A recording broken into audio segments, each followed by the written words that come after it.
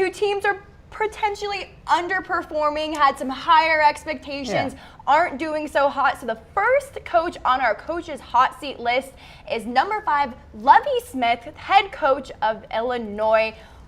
What is he doing, Tom? I was kind of confused, like, why they hired him in the first place. Like, I know he coached, coached for the Chicago Bears. The last time he was a college coach was in 1995. He was a defensive backs coach at Ohio State. That was the highest he ever advanced in the college coaching ranks. Well, in the Big Ten, his record was 5-13. It's not like he found that much success in college. Like, why would you bring that back? Yeah, look, he is just not. He's just not any good right now, and it didn't really make a whole lot of sense. Look, right now he's 5-13. The wins he's had in his career, he started for Illinois in his first year. He beat Murray State. Cool, good win there. He beat a terrible Rutgers team. Awesome win. He did beat Michigan State. That was also a really bad Michigan State team. So those were his 3 wins last year. This year, he started the year hot. He beat Ball State and Western Kentucky. Since then, South Florida, Nebraska, Iowa, and he lost at home to Rutgers. Like, I never really got the hire of Lovie Smith in the first place, and with coaches like Todd Graham and Kevin Sumlin actually winning games right now, Smith kind of slides up the list here. Well, and I think hiring Lovie Smith could have just been kind of a money pit too, because the university, when they went ahead and hired him, sold over 2,000 new season ticket holders and more than like 400 new season tickets for students too. People were hyped about Lovie Smith when he came here. Because they know who he is. Because they know who he is, exactly. He's a brand name, but that's all about he's offering right now for sometimes this Illinois the brand name is not very good.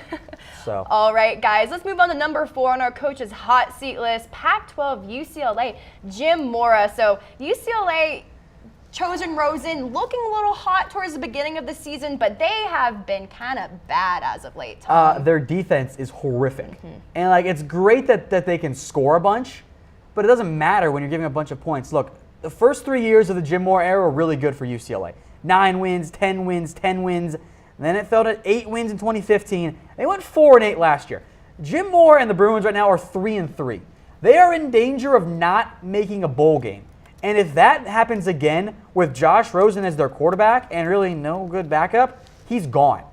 Like, there's no way he comes back after that point. No, and I just think with, it's UCLA, like it's LA. Sports are huge down there. USC is doing really good, and they have to keep up and compete. And I think UCLA would probably make that move if they don't make a bowl game, went ahead and fire Mora. But just, it's a competitive Pac-12. They got to beat Oregon this week.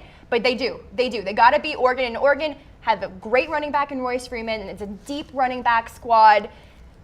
Willie Taggart, on this Oregon team, they're really trying to win more games. They're trying to move on to a bowl game. So we will see. Jim Mora, like you said, has to win this game this week. But let's move on to our number 3 coach on the hot seat. That is the head coach for Arkansas. Why is his seat hot? Because he has a losing mark at Arkansas. Like, Bielema just kind of skated by with a bunch of 7 and 8 win seasons. It was an awful first year. He has 10 wins and 25 losses in the SEC. Like, he's being paid to compete in the SEC, not finish as a bottom-tier Western Division team and get to a mediocre bowl game.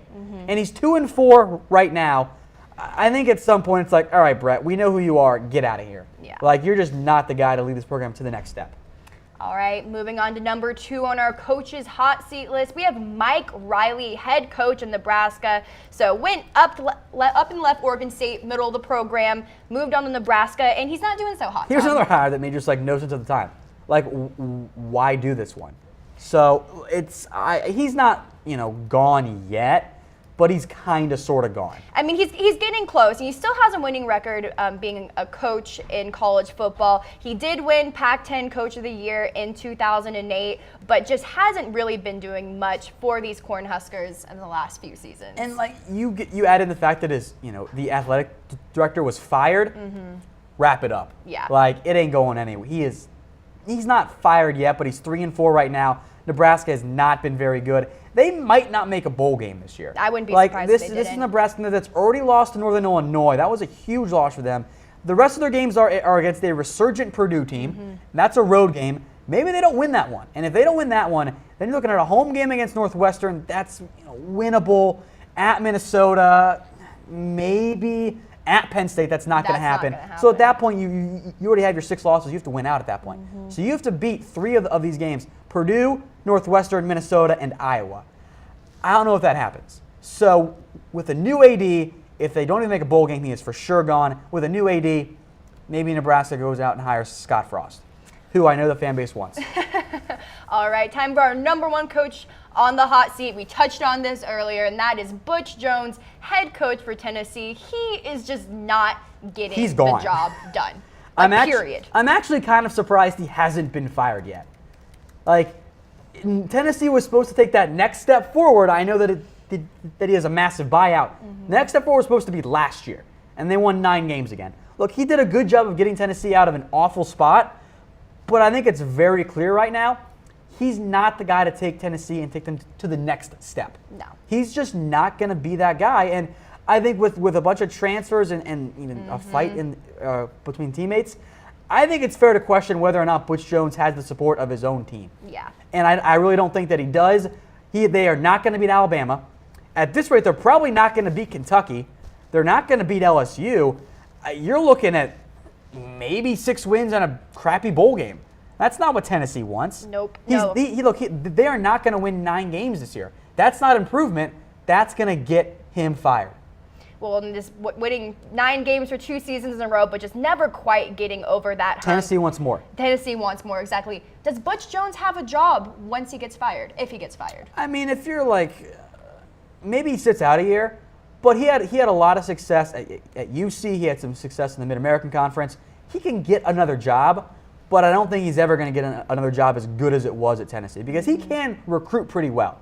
So if you're a program that's in dire straits and you need someone to do what he just did at Tennessee, take them from god-awful to respectable, he's a decent hire. But he's not a guy to take you from respectable to contending for championships.